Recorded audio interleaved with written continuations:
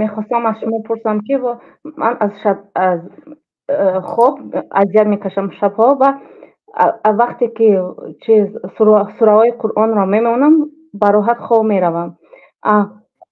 داملو رو گوش کردم میگوید که این ممکن نیست. آیا همین شرح میداده؟ برای چی ممکن نیست سورهای قرآنی رو قرآن مانید در خانه هاتون قرآن قرائت کرده شود، یعنی جین ها میگریزد.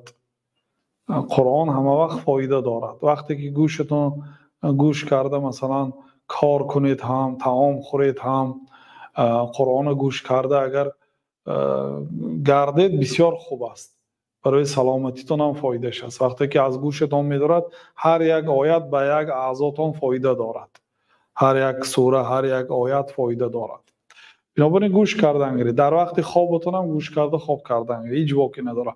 مادامی که همین برای شما یعنی که معقول تر باشد و آرام تر باشد گوش کردن گیرید. قرآن ضرر ندارد.